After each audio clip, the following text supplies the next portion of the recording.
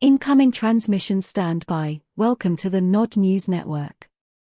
Washington has stepped up its efforts to force Central Asian countries to back U.S. sanctions against Moscow. U.S. President Joe Biden will meet with the leaders of 5 Russia-allied Central Asian nations in New York next week. While a pro-NATO think tank has described the summit as a chance for Biden to counter Russian and Chinese influence in the region, the White House insists that the meeting is not against any country. Biden will hold talks with the leaders of Kazakhstan, Kyrgyzstan, Tajikistan, Turkmenistan, and Uzbekistan on the sidelines of the United Nations General Assembly in New York next week. Representatives from these 5 countries have met with their U.S. counterparts since 2015, but the New York summit will be the first time their leaders have gotten together in that time.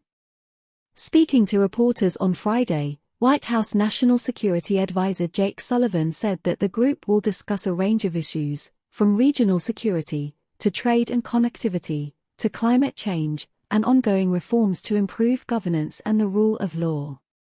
This summit is not against any country, Sullivan added.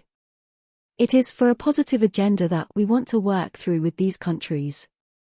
However, the NATO-funded Atlantic Council has portrayed the summit as an opening for Biden to press the 5 nations toward enforcing the US sanctions on Russia, and to offer financial assistance to pro-Western politicians and NGOs in the region.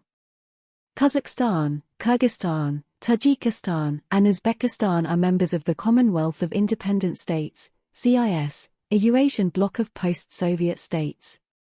Additionally, Kazakhstan, Kyrgyzstan and Uzbekistan are members of the Collective Security Treaty Organization, CSTO, a Russian-led military alliance akin to NATO.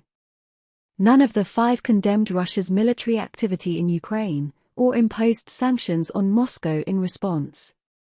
As the US prepared secondary sanctions against Kyrgyzstan last month, KYRGYZ President Sadir Japarov said he was being pressured by Washington to side with the US on the Ukraine issue.